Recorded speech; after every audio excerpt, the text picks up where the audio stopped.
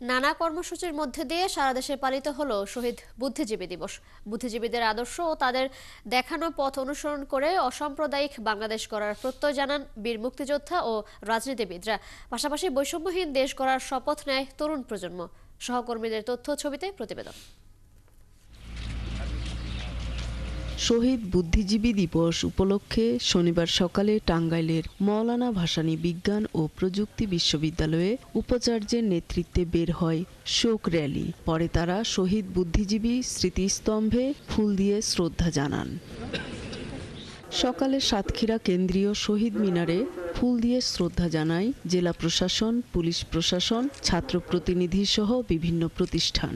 পরে জেলা শিল্পকলা একাডেমিতে আলোচনা সভায় প্রধান অতিথি হিসেবে বক্তব্য রাখেন জেলা প্রশাসক মোস্তাক আহমেদ।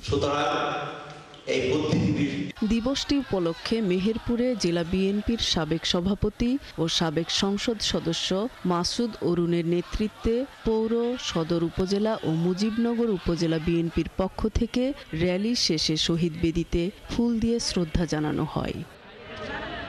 মানিকগঞ্জে শহীদ বেদিতে শ্রদ্ধা জানিয়েছে জেলা প্রশাসন, পুলিশ প্রশাসন, মুক্তিযোদ্ধা, জেলা পরিষদ, পৌরসভা সহ বিভিন্ন সরকারি প্রতিষ্ঠান। পরে জেলা প্রশাসকের সম্মেলন কক্ষে অনুষ্ঠিত হয় বিশেষ আলোচনা সভা।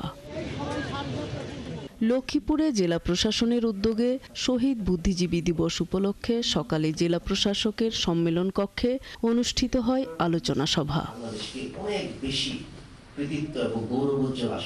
খাগড়াছড়িতে শহীদ বুদ্ধিজীবী দিবসের আলোচনা সভায় জেলা প্রশাসক শহীদুজ্জামানের সভাপতিত্বে বক্তব্য রাখেন জেলা পুলিশ সুপার আরিফিন জুয়েল। বান্দরবানে শনিবার সকালে জেলা প্রশাসক সম্মেলন কক্ষে আলোচনা সভা অনুষ্ঠিত হয়। অনুষ্ঠানে সভাপতিত্ব করেন জেলা প্রশাসক শাহ মুজাহিদ উদ্দিন।